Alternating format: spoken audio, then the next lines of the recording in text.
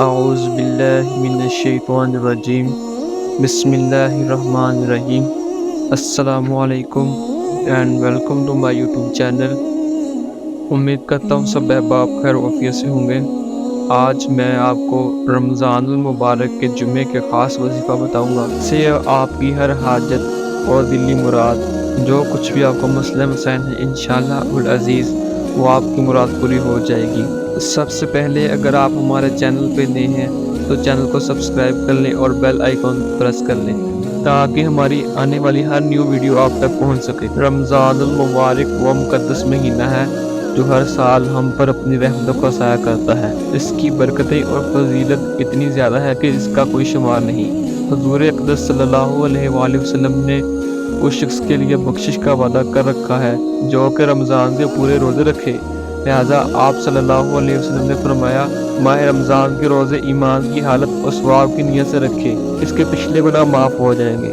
اس بابرکت مہینے میں ایک نیکی کا ثواب 700 گنا زیادہ ہو جاتا ہے۔ اس مہینے کی فضیلت یہ ہے کہ اس میں روزے دار کی دعا قبول ہوتی ہے، اسے رد نہیں کیا جاتا۔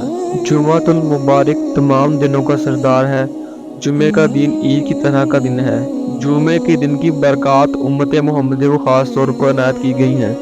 جمعے کے دن ایک خاص گھڑی ہے جس میں دعائیں قبول ہوتی ہیں۔ رمضان المبارک کے کسی بھی جمعے آپ نے بعد نماز جمعہ ادا کرنے کے بعد اسی جگہ بیٹھ کر ایک مرتبہ سورۃ الفاتحہ پڑھنی ہے، ایک مرتبہ سورۃ الکافرون پڑھنی ہے، ایک مرتبہ سورۃ الاخلاص اور ایک مرتبہ سورۃ الفلق اور ایک مرتبہ سورۃ الناس پڑھنی ہے، اور لاسٹ پر آپ نے ایک دفعہ آیت الکرسی پڑھ کر پھر اللہ سے دعا مانگنی ہے۔